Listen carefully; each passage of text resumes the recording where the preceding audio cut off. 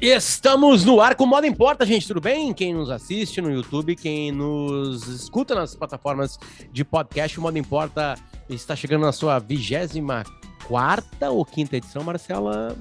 24ª. Acho que é quarta, né? 24, vou colocar aqui para não esquecer nunca mais. A gente vai indo. O nosso cachorro não para quieto, porque tocou aqui a campainha lá embaixo, né? E aí era só uma entrega.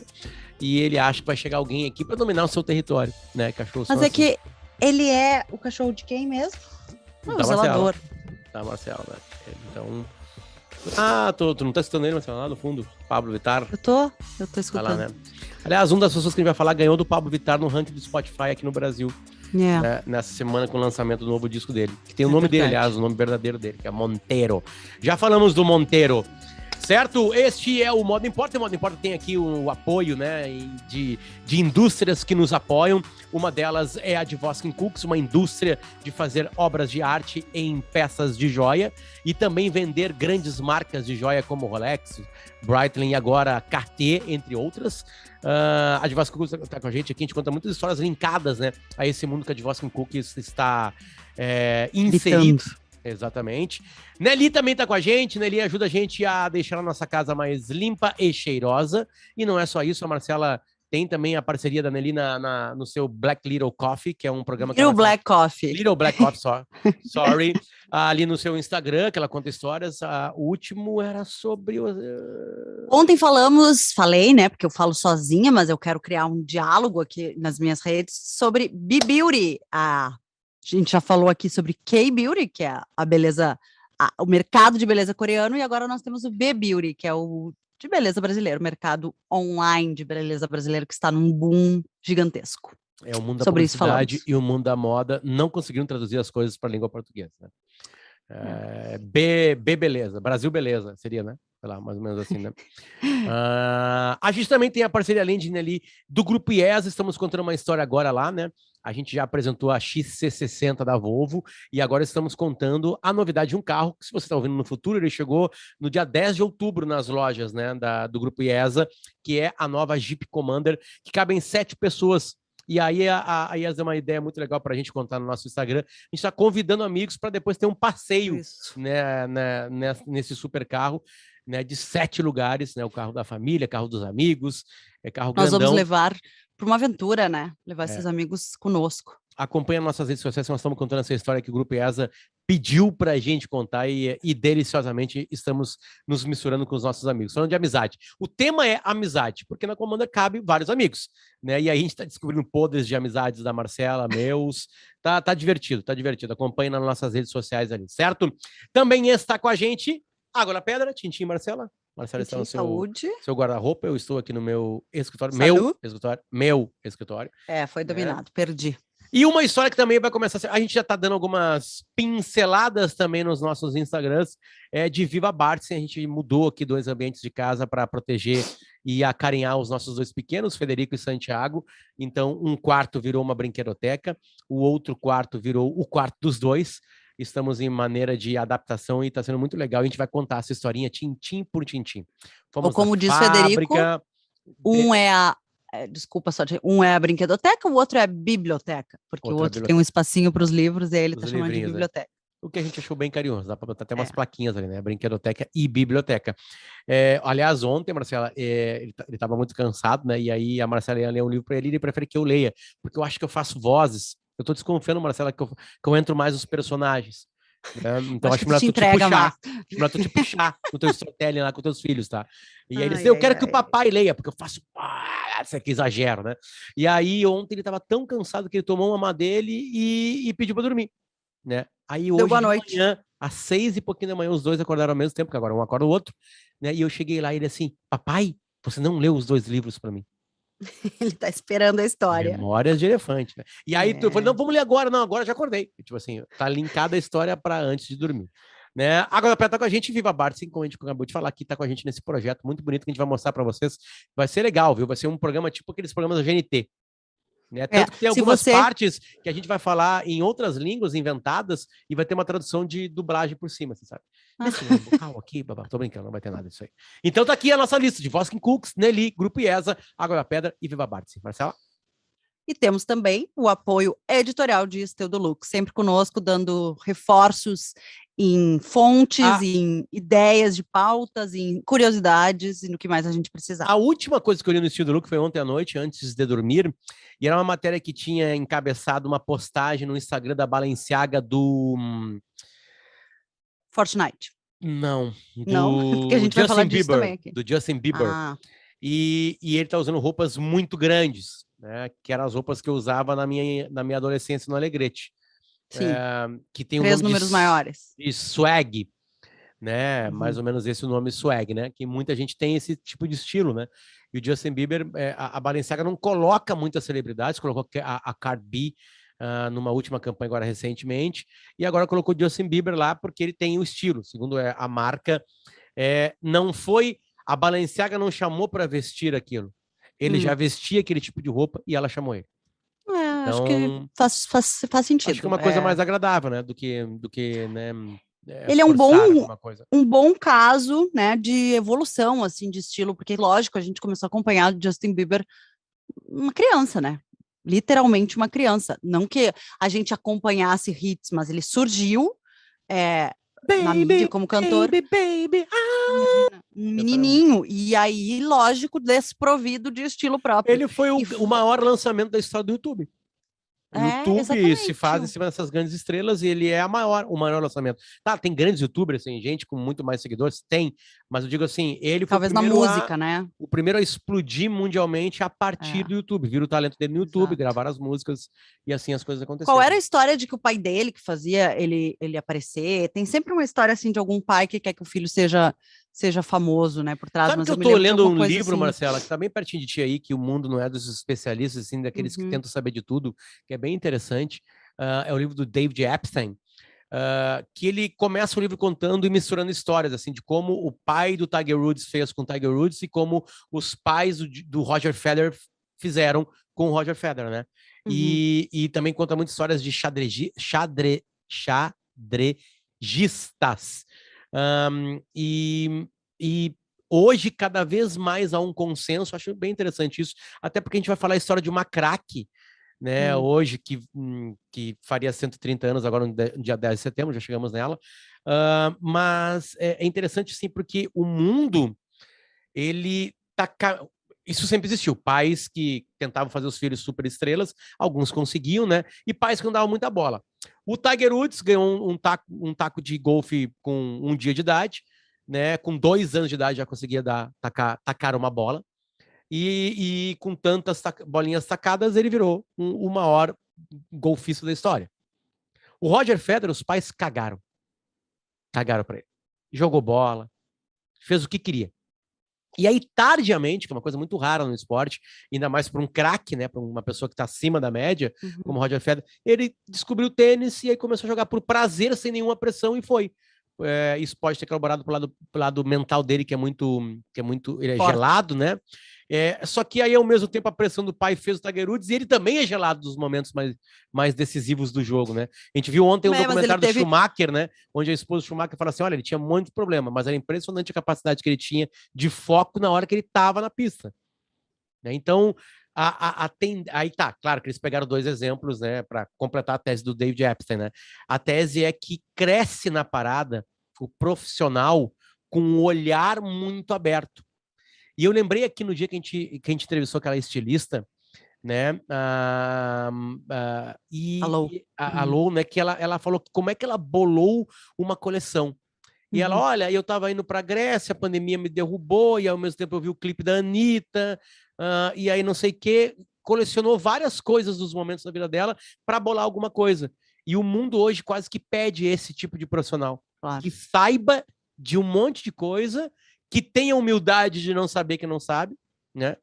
De admitir que não sabe. De admitir que não sabe, que precisa aprofundar mais, mas esse cara é mais... Esse cara, ele pode ser, obviamente, um homem ou uma mulher, né? Por favor, não me cancelem. Ele tem capacidade melhor de trabalhar em grupo, de entender melhor, sabe? Quando ele é mais diversificado, assim, sabe? E aí, claro, que a tese do cara não é só pegando o Tiger Woods e o Federer. A tese dele é em estudos bem mais profundos, ele começa lá a comprovar com várias universidades que esse ser humano cresce. Num mundo que está absolutamente particionado, precisando que tu saiba exatamente de uma coisinha o que tá pintando uma coisa diferente. É o contrário.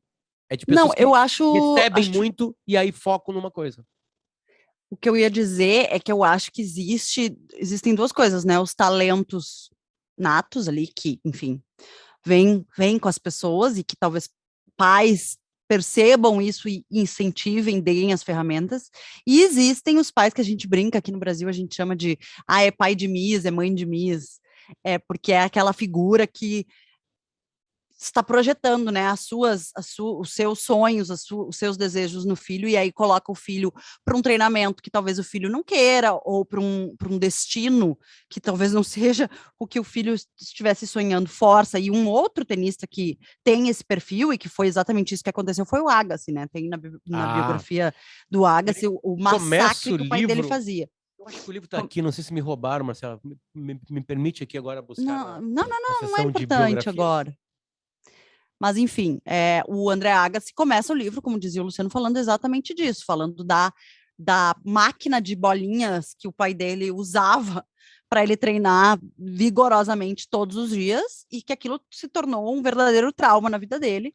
Tá aqui. E assim ele foi durante toda a carreira, entre o amor e o ódio pelo tênis, querendo largar e amando, querendo largar e amando, e vencendo e odiando. E eu falei das bolinhas, tu tava sem o fone, mas eu falei das bolinhas. Do monstro, a máquina, né, de bolinhas. Que ele chamava de monstro, né? O nome do primeiro capítulo é Final, né? Que é a última partida dele. Ele coloca assim: abro os olhos e não sei onde estou, nem quem sou. Isso não é nenhuma novidade, pois passei metade da minha vida sem saber. Mas dessa vez é diferente. Essa confusão parece mais assustadora, mais absoluta. Olho para cima, estou deitado no chão, ao lado da cama. Agora começo a lembrar das coisas. Saí da cama e me deitei no chão no meio da noite, como faço muitas vezes. Olha que loucura. É melhor para as minhas costas. Eu lembro. Muitas horas seguidas sobre um colchão macio me deixa agoniado. Conto até 13 e aí começa o longo e difícil processo de tentar ficar em pé. Começo a tossir e a gemer. Deito de lado. Fico em posição fetal e acabo virando de bruços. Agora preciso esperar até que meu sangue volte a circular. Sou relativamente jovem, tenho 36 anos, mas acordo me sentindo como se tivesse 96. Depois de 3 décadas correndo em arrancadas bruscas, parando de repente, saltando alto e caindo no chão com toda a força, meu corpo não parece mais ser o meu corpo, sobretudo pela manhã. Por conseguinte, minha cabeça também não parece mais minha cabeça. Assim que abro os olhos, pareço um estranho para mim mesmo, o que sempre acontece. Só que quando o dia começa, em geral, é pior. Rapidamente repasso os fatos básicos. Meu nome é André Agassi, sou casado com Steph Graf, temos 2 filhos, um menino e uma menina, de 5 e 3 anos de idade, respectivamente. Moramos em Las Vegas, no estado de Nevada, mas atualmente estamos acomodados numa suíte do hotel Four Seasons de Nova York, porque estou jogando o aberto nos Estados Unidos, em 2006. É o último aberto da minha vida, carreira. Talvez a última competição da qual participo na vida. Jogo tênis para viver, embora deteste esse esporte. É bem isso. Para mim, eu acho que foi um livro muito marcante. Tênis com uma paixão secreta e sombria. E sempre detestei. Tu estava sem o fone e eu falei que ele viveu a vida inteira entre o amor e o ódio. Ele falou da máquina de bolinhas, que era o monstro que o pai dele jogava contra ele. E assim, eu sou uma grande defensora de que eu acho um absurdo isso que os pais fazem. Eu acho isso surreal. Então, quando a gente brinca aqui em casa que, o nosso filho não vai ser isso, não vai ser aquilo, é uma brincadeira que até me deixa nervosa, porque eu acho que o que a gente precisa fazer é estimular nas crianças o que eles têm de melhor, o que eles querem ser, e não conduzir e manipular. E muito do esporte, apesar de ter o dom de tudo, é de uma disciplina que às vezes é imposta pelos pais, e talvez o Justin Bieber, voltando ao nosso assunto original, por que a gente está falando disso? Começamos a falar de Balenciaga e Justin Bieber, porque eu lembro que tinha uma polêmica, uma briga, inclusive, de que o pai dele era quem percebeu um talento nele para música e colocava ele para gravar os vídeos no YouTube e fez com que aquilo se tornasse viral e etc. Não sei qual é a relação dele com o pai hoje, como é que isso... Ele teve uma sorte, um pai que cobrava demais para uma paixão, né? O André Agassi, ele foi largado, né, para uma situação onde ele praticou um esporte, onde ele faturou 31 milhões de dólares só em prêmios, só Só para ter uma ideia, os 3 maiores da atualidade, Federer, Djokovic e Nadal, têm entre 100 e 130 milhões arrecadados em prêmios hoje. Ele ganhou 870 vezes, perdeu 274 vezes, é um número assombroso, né? Porque não tem empate no tênis, né? Tu ganha ou tu perde. E ele odeia aquilo ali. Eu acho que os pais colaboram, e aí eu vou entrar já na história dela, Marcela, para não ficar só no Justin Bieber ali, que a gente tá falando sobre swag, porque olha só como as coisas vão se conectando, né? Tu falou de Steve Luke, eu falei da matéria, e a gente foi parar no André Agassi, ele perdeu 274 vezes, ganhou 870. Mas para ver como o ambiente faz muita pessoa, às vezes, sem muita pressão, né? Porque a pessoa que a gente vai falar e que está linkada à Adele, né? A cantora, ela tinha esse background. Ela nasceu em Roma, filha de uma família abastada e muito erudita. O pai era diretor da Academia Nacional del Licei, uma instituição dedicada ao desenvolvimento científico. Estamos falando de ela nasceu em 1891. Sim, é desenvolvimento científico há 2 séculos. Tá? Imagina. A mãe, aristocrata, era descendente dos Médici. Né? Tu não tá notando, Marcela, mas estou com uma camisa da Fiorentina, em homenagem aos Médici. Foi por acaso, admite. Não foi. Eu li ontem e botei pro gosto. Hoje, quando eu abri a roupa, a camisa da Fiorentina eu vou usar por causa do modo importa. Tá bom. O avô, eu tô falando sério, o avô era reitor os Médicis, é uma família muito rica de mecenas também, que praticamente sustentaram os gênios de Florença. Leonardo da Vinci, Michelangelo. Ligadíssimos à política em toda a Itália, muito influentes em religião política. O avô dela era reitor da Universidade de Roma e o tio-avô, astrônomo. E foi a primeira pessoa a criar mapas de Marte, e estamos falando, um pouquinho antes dela nascer, aliás, que essa criação de mapas de Marte, feito pelo avô dela, foi tio-avô entre 1877 e 1890. Quem é a criança que nasceu no dia 10 de setembro de 1891, Marcelo? Elsa Schiaparelli. Muito conhecida por polêmicas envolvendo Coco Chanel. Elas foram contemporâneas numa Paris do começo do século, lá, né, século passado, 1900 e lá vai, 1910, 15, 20, estavam juntas trabalhando a moda em Paris, depois já nos anos, no pós-guerra, mas isso, assim, diminui imensamente o talento dessa mulher, que agora completaria quantos anos, então? Faça as contas, 130 anos. Dia 10 de setembro passado. Hoje estamos gravando esse episódio, 22 de setembro de 2021. Muito mudou no mundo desde então, porém, ela era como tu falou, com todo esse background, talvez uma personalidade forte, uma personalidade diferente para as mulheres da época, uma visionária, um olho muito ligado à arte, e nesse ambiente... Tem tudo a ver com o ambiente do David Epstein, né? Porque, tipo assim, ela trabalhou no antiquário, né? Exato. Então, tipo assim, aí tu imagina, já misturou com coisas, né? E aí, ao mesmo tempo, ela frequentava aquelas coisas de bares, de uma Paris, aquela Paris que todo mundo queria estar na época, aquela bobagem. Né? Antes disso, ela tinha essa vontade ligada muito à criação, a inventar coisas, a pintar, a inventar, a imaginar, reimaginar coisas. E aí a família insistiu para que ela estudasse filosofia. E assim ela foi estudar filosofia, viu que não era ali que ela iria ficar, se mudou para Nova York com o então marido. Lá teve uma filha, a filha tinha uma doença, tinha poliomielite. Já lá em Nova York, sim, frequentando bares e já convivendo com grandes nomes da arte. Foi destruída por causa da vacina. Um abraço a você que toma a vacina. Um abraço a você, né, que já tomou a segunda dose, que tá aí se sentindo um pouco mais protegido.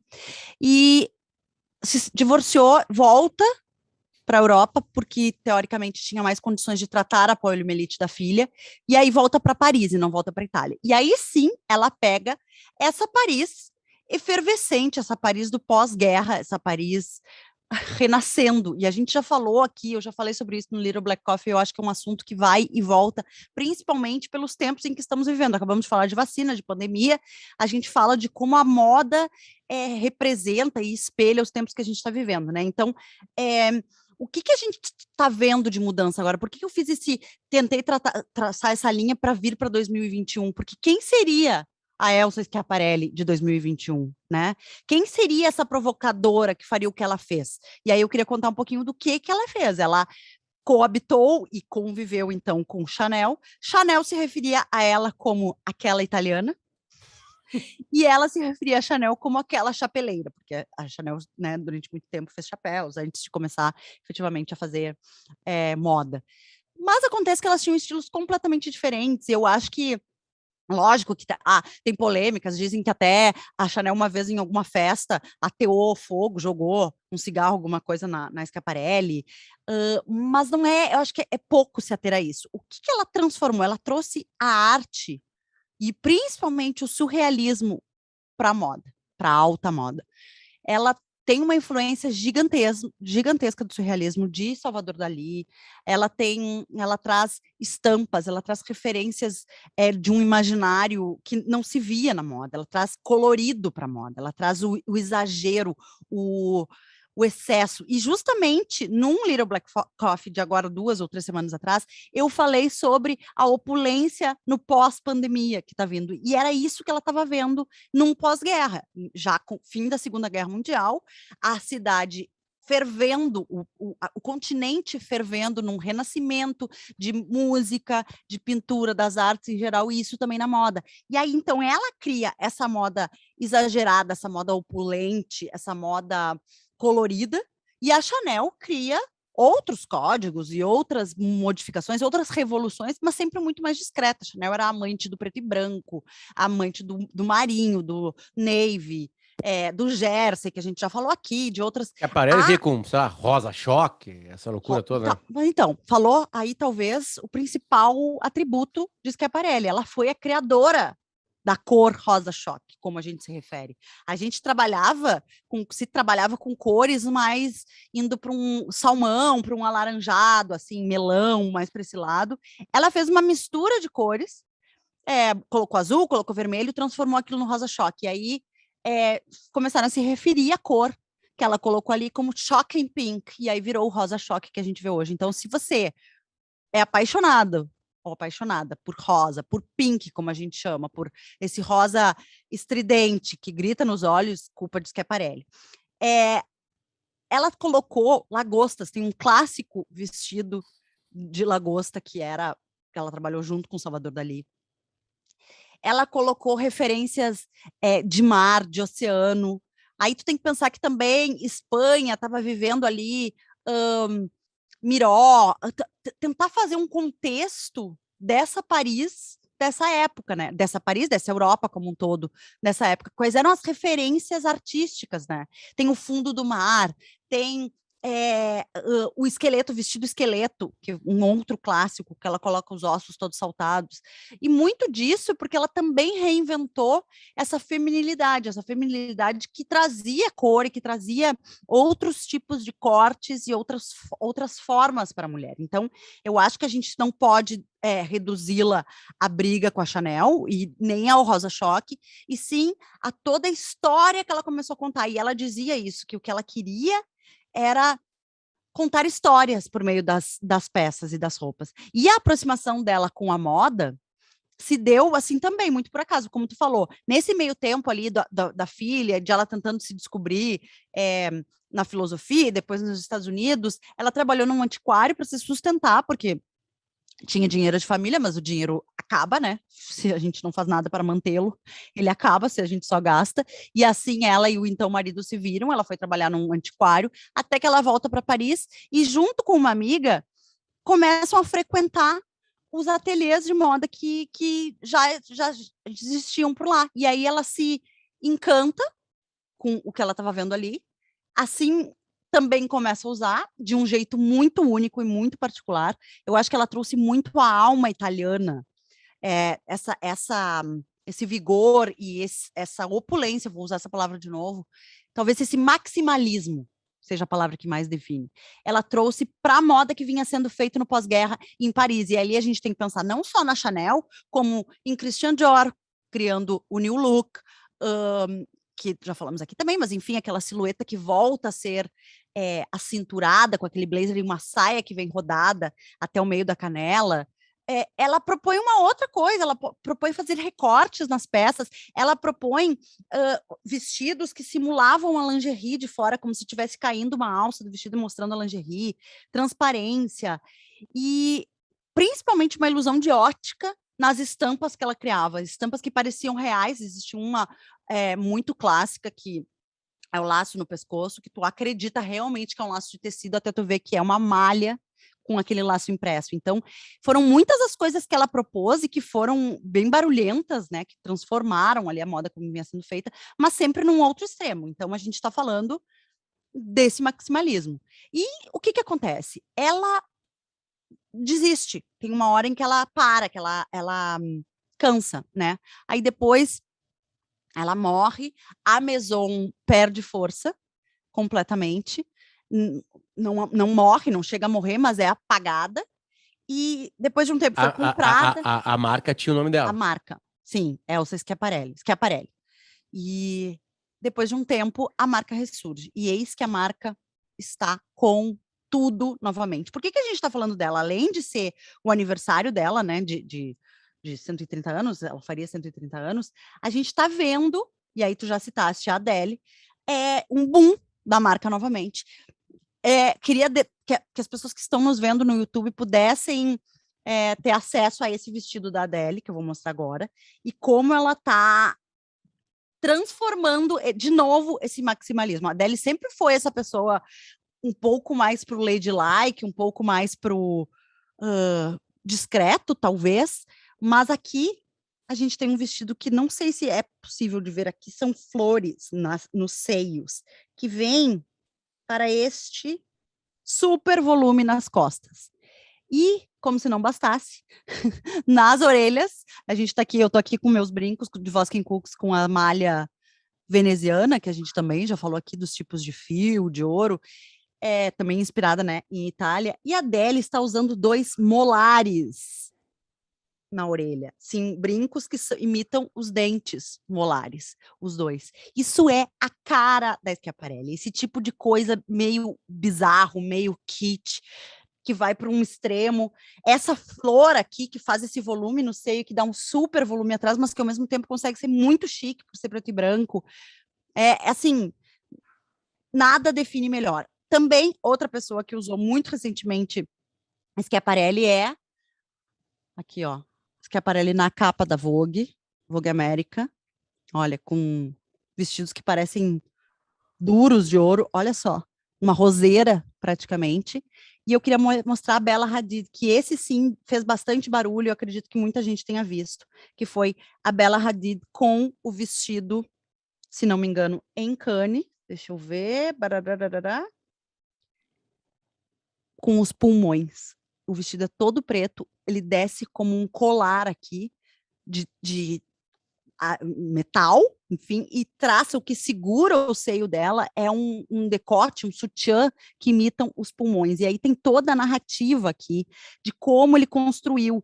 E por que eu falo ele, né? Porque agora a gente tem o Daniel Roseberry, que é um americano do Texas, como estilista da Maison, atualmente. Do Texas, que legal.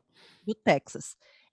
Eu não conheço muito da história dele, assim, até te confesso que até uns anos atrás, 2 anos, 1 ano atrás, eu nunca tinha ouvido falar dele até vê-lo chegar na Schiaparelli. Aí ele fez parte de outras lojas, ele já trabalhou para outras marcas, ele tem uma trajetória, mas ele efetivamente veio para a Schiaparelli para refazer, ressurgir e retrabalhar os códigos, esses todos que a gente vem falando, o maximalismo, o bizarro, o kit, o extravagante, e ele está fazendo isso com muito sucesso. E como é que a gente mede esse sucesso, né? Obviamente pelas vendas, e muito por esse barulho que a gente já falou aqui, do Met Gala, de como aquelas celebridades e aqueles stylists querem usar determinada marca, e é isso que está acontecendo novamente com o Schiaparelli. Não só o Schiaparelli quer vestir determinadas pessoas, como as pessoas querem usar. Então ele está conseguindo trabalhar no nosso tempo, né? Falar dessa linguagem novamente. O Daniel, acredito que seja um cara super discreto, não vejo ele saltando à frente do nome Schiaparelli. Ainda é uma criação Schiaparelli, sabe? Quando a gente vê isso, é uma coisa que a gente também vem vendo muito, assim, em maisons que contratam estilistas que não tem mais tanto aquela força da persona, sabe? Durante muito tempo a gente teve agora, até o falecimento, Karl Lagerfeld na frente da Chanel. Claro que se sabia que ele estava fazendo Chanel, mas ele já era um nome tão grande, tão forte, tão marcante e icônico na indústria da moda que se falava em Karl Lagerfeld. Quando tu tá falando de um estilista como o Daniel Rosberg, que é óbvio, não tem todo o tempo de história que o Karl Lagerfeld tinha, tu tá falando ainda do nome da Maison em primeiro plano, sabe? Em primeiro lugar. Então, isso eu acho que é um outro sinal, assim, dos tempos, de que ele trabalha para Schiaparelli. Eu acho que tem muita coisa interessante aí para falar depois da tua longa explanação, Marcela, e completa explanação. Acho que agora todo mundo sabe quem é a Elsa Schiaparelli. Mas assim, que eu acho que encaixa um pouquinho no que a gente começou o programa, meio que veio sem querer para esse tipo de universo, né? Que é como os seres humanos protegem um passado e o que tem que ter ao redor da gente para a gente crescer. Eu estou apresentando um outro podcast que vai ser lançado agora na semana na outra, e aí eu completo os 30 podcasts que eu tenho por semana. Tô brincando, não são 30, mas são perto disso, né? Que é com o pessoal da Brivia. A Brivia é eu vou chamar de agência de publicidade, mas ela tá indo um pouquinho além, assim, porque ela tá cuidando. Vamos lá, o podcast vai explicar. A Brivia por si só já é grande o suficiente, não preciso abrir muito aqui. Mas ele se chama Desbravadores, e a ideia é desbravar os conceitos da publicidade. Tá? O que aconteceu? Um cachorro quer entrar. Voltei. Tive que abrir para o nosso cachorro, que anda um pouco nervoso hoje. A ideia é, para quem está só escutando no vídeo, a Marcela sumiu do vídeo porque ela tinha que abrir a porta para um cachorro. Mas vamos lá, para te ver como o Pablo participa, né, ativamente. O assunto é bom, ele vem. Mas vamos lá. A ideia, eu vou chegar onde eu quero chegar, tá? A ideia é pegar conceitos de marketing bem complicados, com nome em inglês, né? E que diz que a gente não conseguiu. Que aí não deixa muito bem claro, e aí pegar isso e mostrar o quanto isso não é importante só para o mundo da publicidade, mas sim para todos nós. Porque o mundo da publicidade hoje é um mundo que precisa que todo mundo esteja atento e cuide do seu produto final. Por favor, tire ele. Não Desculpa, pessoal, esse é o terceiro integrante do nosso podcast que faz um barulho com a boca, que se chama Pablo Vittar. Voltando, sim, precisa estar atento ao seu produto. Então, quando a gente vai lá falar, por exemplo, no capítulo de ontem que a gente gravou, a gente falou de, sei lá, a centralização do cliente, que tem um outro nome, né, em inglês, uma expressão. Quase todas as profissões do mundo precisam prestar atenção em quem está consumindo algo. Sim. Né? Vamos lá, eu vou pegar uma profissão que tem em qualquer lugar. É o pessoal que limpa um local. Você está limpando o local para que pessoas possam trabalhar melhor lá, viver melhor lá. E essas pessoas vão lá. Digamos que é uma equipe que limpa um prédio da Schiaparelli hoje. Né? Ou uma loja da Schiaparelli hoje. As pessoas têm que entrar e tem que estar limpo aquilo ali. No final das contas, aquilo é pensando num cliente, que eu não gosto de chamar de cliente, mas de alguém que vai consumir. Quase todo mundo faz algo que vai ter alguém recebendo. Quase todas as profissões do mundo, alguém vai lidar. Me fala uma profissão, Marcelo. Qualquer uma. Primeiro que vem na tua cabeça, vai. Caixa de supermercado. Caixa de supermercado está lidando diretamente com o cliente. Se o supermercado tratar mal o seu caixa, o caixa vai tratar mal o seu cliente. Então, o supermercado que não presta atenção desde a ergonomia daquele local, de uma boa cadeira, do tempo que a pessoa fica sentado ou em pé, né? Da temperatura do supermercado. Claro. O caixa, que é o último lidar, ou penúltimo lidar da tua compra, um local que quase todo mundo vai todos os dias, pode ser um mini mercado também, né? Tu não vai tratar bem o teu cliente e no final das contas vai dar errado. Uma bola de neve de coisas que não funcionam. Não prestam atenção Sim. na cadeira do caixa ou da caixa, ela pode perder um cliente. Porque isso tem uma bola de neve, como tu falou. Entende? Então, quase todo mundo está, no final das contas, tendo que tratar bem um consumidor, que eu não gosto da palavra, final, qualquer coisa. Uhum. Né? O engenheiro está produzindo um hospital. Olha a responsabilidade disso. Ele vai ter que receber pessoas lá, então tem que ser muito bem feito o prédio. Vamos lá, então sempre tem alguém que nós vamos ter que tratar bem. Na publicidade, ninguém dava mais bola para isso. Eu ia lá e contratava o Lulu Santos, ele gravava Descobridor dos Sete Mares, né? E eu vendia chinelo Raider, numa campanha linda. Gigantesca, caríssima. Só bastava para... E aí um gênio tinha criado aquilo que era o W Brasil, né? O Washington Oliveto. A W Brasil, sim. A W Brasil do Washington Oliveto, que vai parar numa música do Jorge Ben, né? Não basta mais isso. Isso não basta mais na publicidade. Eu vou ter que saber se o cara que comprou o Raider tá feliz. Se ele quer ainda as mesmas cores. Uhum. Né? Se o cara daqui a pouco vai querer saber de onde sai esse material aí. Claro, muito. Tratam bem o meio ambiente. A gente fala bastante sobre isso aqui, não só sobre a sustentabilidade, mas sobre a transparência da empresa, exatamente, sobre quais os propósitos que aquela empresa tem. E aí, qual é a treta? A treta é de empresas geralmente mais antigas, geralmente de mais sucesso, que estão trocando de patamar e também de presidência, entenderem que não basta mais só fazer um produto. Sim. Esse produto precisa ser bom ainda, ele precisa ter uma história. A gente usou um exemplo muito legal que foi da rapadura. Né? O cara, eu perguntei por que o cara da rapadura tem que estar preocupado com mais coisas além da qualidade da rapadura e de entregar a rapadura. Ele assim, aí a Paola, que eu vou entrevistar pessoas da agência, né?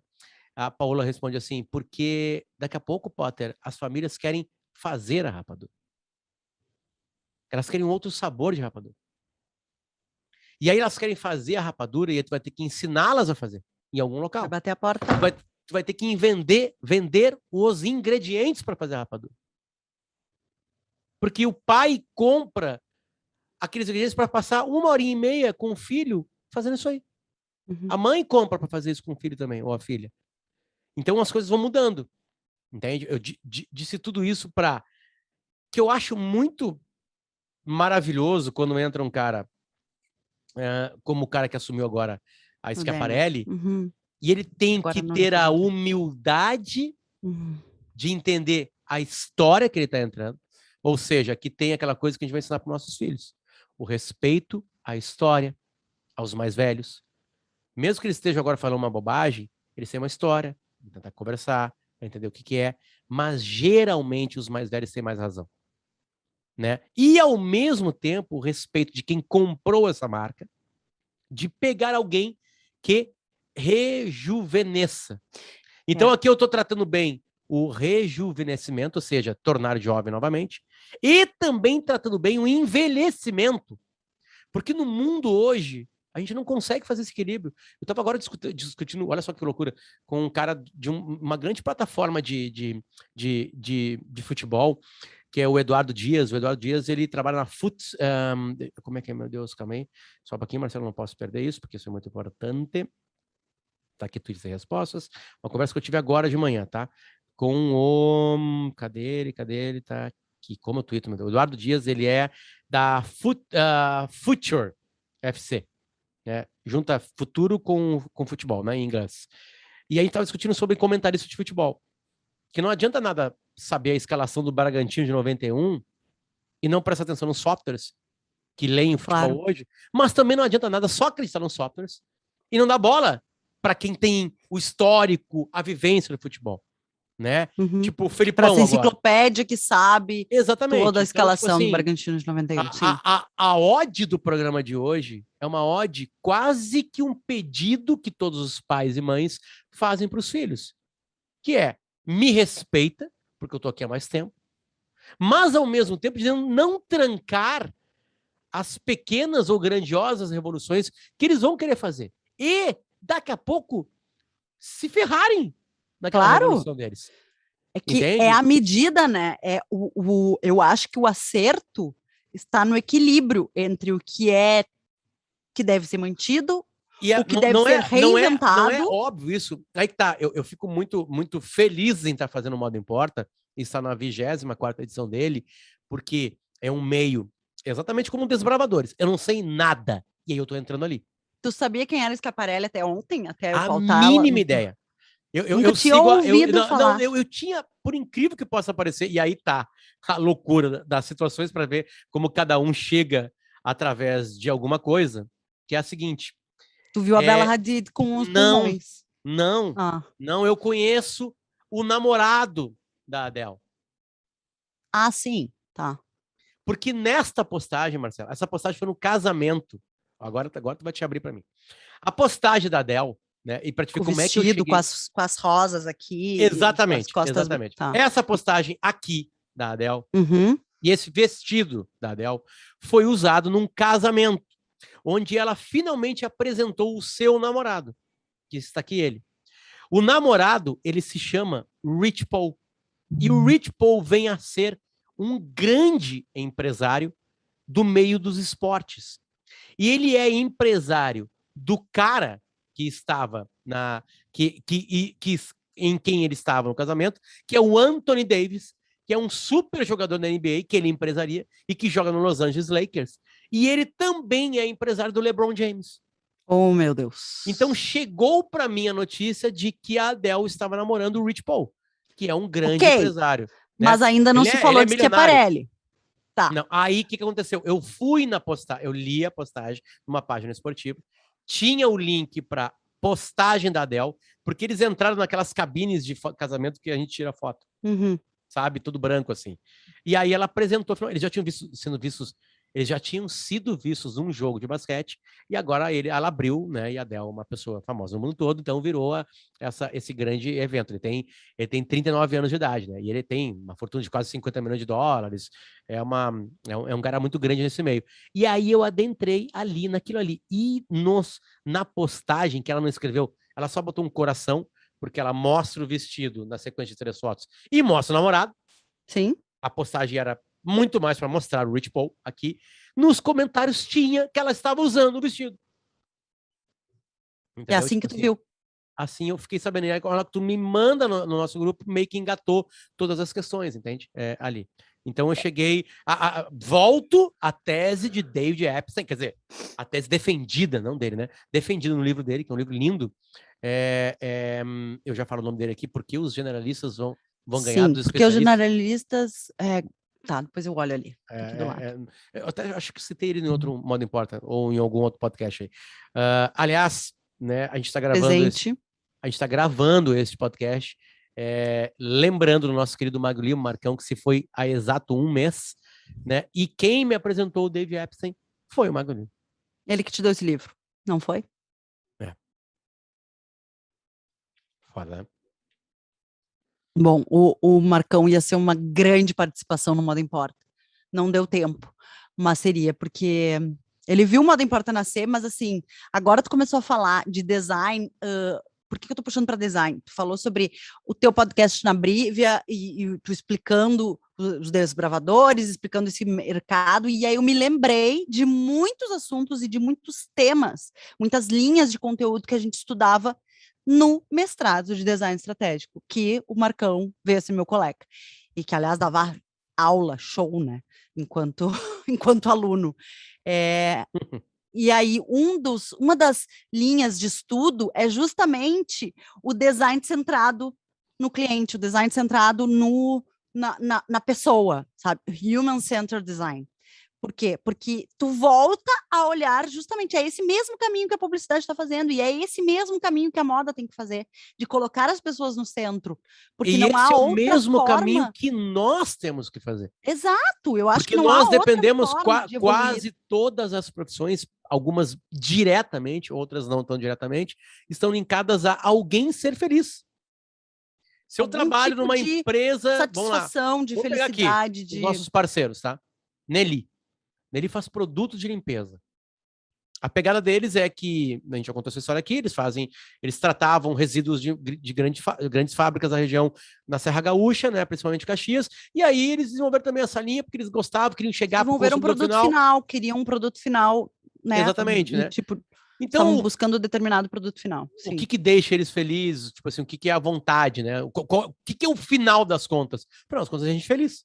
Gente feliz. Cuidar, né, é o propósito, e talvez antes a gente falava muito sobre o slogan, o que era o slogan de uma marca, mas hoje eu acho que tu não consegue construir um slogan apenas colocar aquela frase de efeito ali e deixar. O slogan vem, ou deveria vir muito do propósito e dos ideais que aquela marca carrega. E aí a gente volta... O que ela trabalha? Porque todo mundo um dia nasceu assim. Né? A gente, todo o CNPJ um dia nasceu fazendo uma coisa pequena, né? Claro que tem conglomerados, CNPJs que se juntam, né? Sei lá, que se fundem, não é isso. Estou falando assim, vamos pegar os maiores exemplos. A Amazon foi criada por um casal, né?